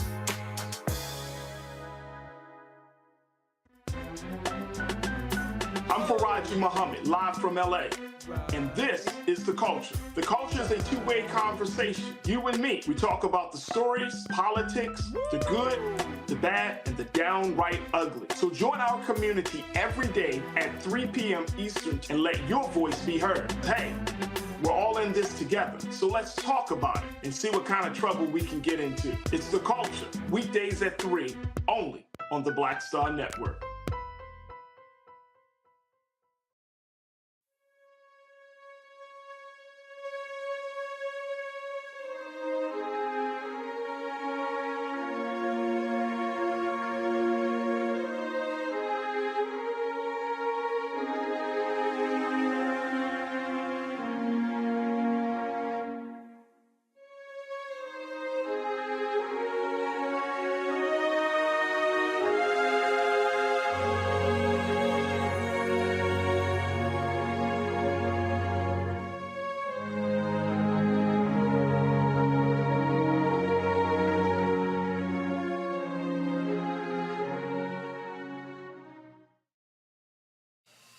Well, I was on the golf course earlier today when I got the news of the passing of Jim Brown. Folks were texting me and blowing my phone up. And, of course, Jim Brown was a huge golfer himself, always playing golf. So it's only fitting we would talk to Hall of Famer Marshall Faulk, who's on the golf course right now. Marshall, always glad to see you, my brother. Jim Brown loved the game of golf, and so did the both of us. Just share your thoughts and reflections about this legend. Man, a life well lived. And I think that, we'll talk a lot about Jim and what he did in football. But when you got to think about the transition that he made into acting and then being an activist with the AmeriCAN Foundation and all the stuff that he did to help solve the gang issues in L.A., people don't really understand a lot of what Jim Brown did. And I know for me, what he meant to me, not just as a football player, but just as a role model and as a mentor, providing me the stability to have the career that I had by just giving me information. Jim was a wise guy, and he was there for a lot of us who came up looking for those role models in our life. Marshall, there was a guy who played golf with Jim in Dallas, and he was talking about Jim's peripheral vision. And see, you already know what's coming. And so for folks who don't know in golf, I mean, so when you play in golf, y'all, you can see, you got people, you don't want folks in your sight. But he said his sight was so ridiculous, he didn't want anybody standing here, or even behind him because he literally saw all of that. That's what made him a great running back. It frustrated the hell out of folks playing golf with him. They were like, Jim, hit the damn ball. Roland, every time I play golf with Jim, I figure it out after maybe the second time. When he's getting ready to hit, he's on the tee box, I'm just going to stay in the cart.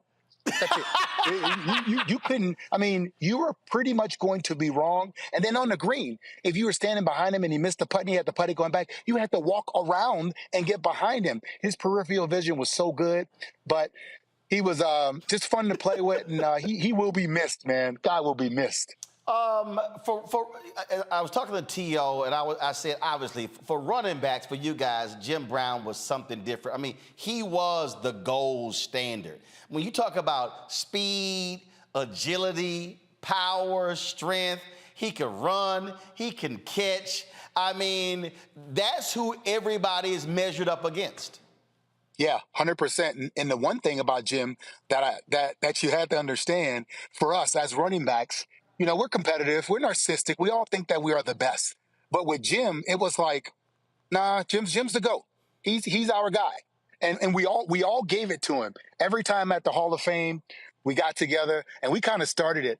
The backfield wasn't too crowded for all of us, whether it was Emmett, Marcus, Jerome, Eric, all of us, we understood that Jim Brown was the GOAT of all GOATs when it came to playing the position. Right. I mean, that's, like in basketball, they like, oh, Russell, Kareem, you know, Michael. But the bottom line is kind of like Jim Brown. And, okay, y'all can talk about, you know, 2 through whatever. But he was number one. One of the things that I read earlier, how he walked away from the Browns. He was about manhood. He was about, you are going to respect me. And he walked away from the game. He literally was, 9 years, he was still in tip-top form. He could have rushed for another 2,000, 3,000, 4,000 yards if he wanted to. Yeah, walked away from the game. And here's the thing you got to remember. It wasn't just about that you were going to respect him. He respected you. So you were kind of forced to give Jim the respect because he gave the respect. And I just remember when I met him back in 1994, and he knew who I was. I was like, Jim Brown, you know me? Right. I mean, it was like, you know me. And Jim knew who I was. So just the respect was there. Leaving the game early because it wasn't fair and what he meant to the game. And then later on, the NFL embracing everything about Jim Brown and what he stood for. And I think when you look back at the Kaepernick situation and a lot of that stuff, we didn't have social media. He didn't have the media on his side. Jim Brown was an activist. He left the game, and people just wrote him off as if he was, just a guy bitter. But now you see the icon that he was and the work that he did. And I hope that people look at him as more than just a football player. Well, absolutely. We lost earlier Bill Russell, and a lot of people completely forgot about what Bill Russell did off the court. And he was more than a basketball player, and so was Jim Brown. Marshall, I appreciate you taking time out of your golf round to join us to pay tribute to Jim Brown. He would love it. He would absolutely love the fact that you would be talking about him from the golf course. 100%. Roland, thanks for having me on, man. Jim Brown will be missed, man. R.I.P. JB32. My brother, I appreciate it. Thanks a lot. All righty. Folks, he talked earlier, I think it was T.O., he mentioned LeBron James. NBA put this video out here. This was during the game in Cleveland when LeBron James, he paid tribute to Jim Brown. Watch this. Have been terrific on their home floor over the last several months. 26-2 in their last 28 home games. You have it? Including 6-1 in the playoffs. The only home loss, as you see LeBron James bowing to James Brown, the legendary Cleveland Brown, as he gets set for the tip-off. We're not talking the singer, Mike. We're talking Jim Brown, the football player. I should call him Mr. Yeah, we all should. That's the greatness in the building here tonight. And this was right before the game. Mr. Jim Brown. And you can take that for granted. That is two of the best athletes that we've ever seen all time.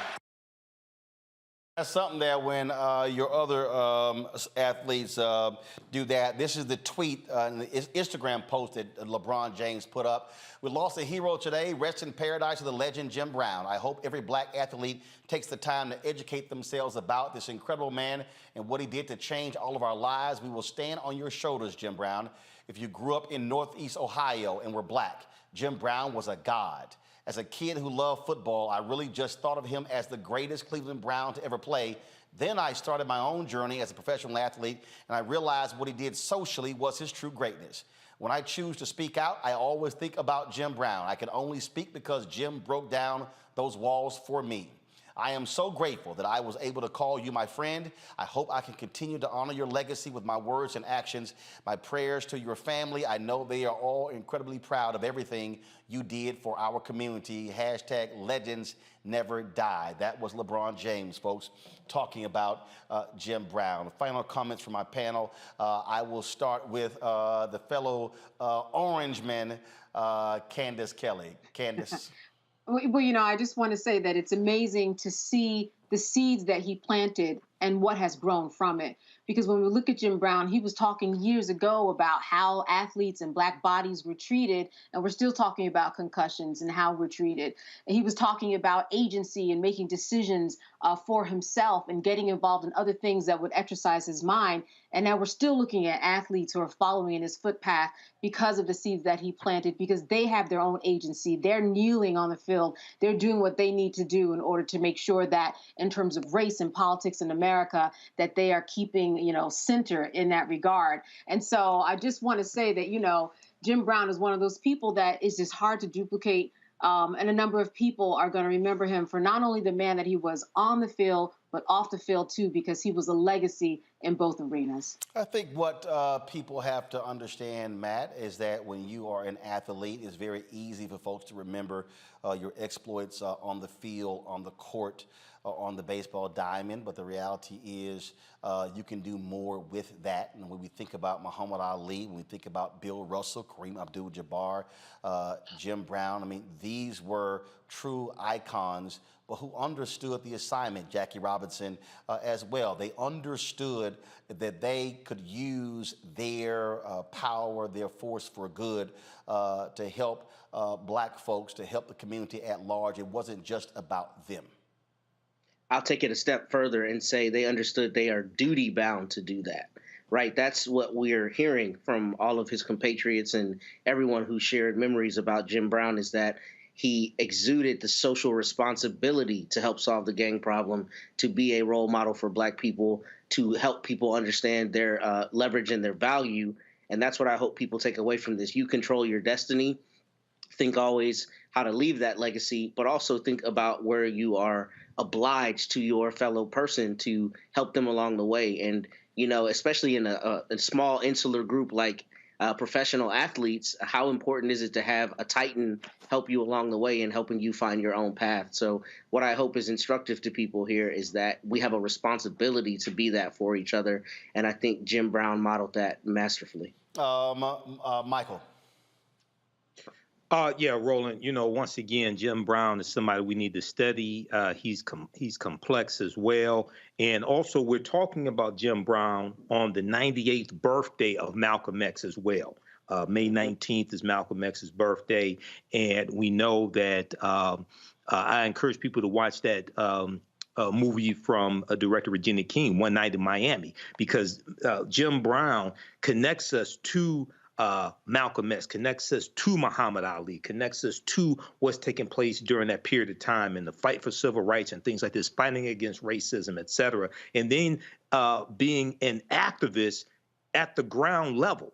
So it's one thing to, you know, just do interviews talking about the problem, but he's an activist at the ground level dealing with gang interventions and ceasefires and things of this nature. So he's somebody that needs to be studied. And when we look at many African-American athletes today, you know, you have the Right Wayne, the Laura Ingrahams, things like this, telling African-American athletes to shut up and dribble, okay? She probably would have said the same thing about Jim Brown back in the day as well.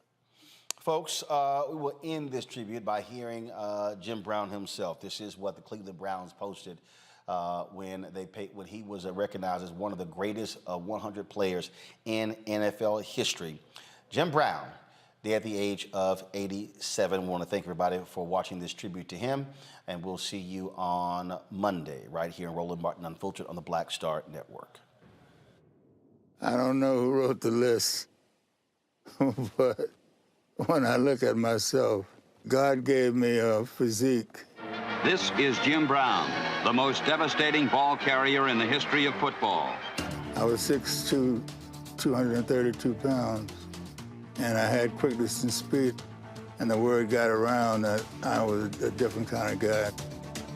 An animal, a real raw talent, man. See, my father made me understand it. He said, watch this, boy. He don't run out of bounds. He gonna put his head down, he gonna get some more. And when he got tackled, he said, watch how slow he get up. He said, you know what that is? He said, in life, just get up slow, because you're gonna have to pick yourself up a bunch of times. Ain't no need to rush it. And this dude never missed a game. Every Sunday we watched, Jim Brown was on the field. Jim Brown's the greatest back to ever play. He was a bad man. And not only on the field, Jim Brown being an activist had an impact on me as well. He was around at a time, man, where America was trying to change with civil rights. And for him to be an athlete and get involved in it was like inspirational, because I'm like, man, this is Jim Brown saying we got to stand up, stay together. That was Jim Brown out there on the front line. He also was very keen on economic issues, which for most black athletes, they never ever were connected with that. Jim Brown tried to bring the community together in ways that had nothing to do with sports. And he pursued acting, and incredibly, he had some good roles and played in some good movies. I want more mental stimulation. I want to have a hand in the struggle that is taking place in our country. His footprint was so big that the respect you have for him and how he's changed the game and set the blueprint for all the backs who played this game is very impactful. You know, you gotta look for a little black kid back in the 60s, man. This is doable, you mean? And so, you know, I mean, he was quite an inspiration.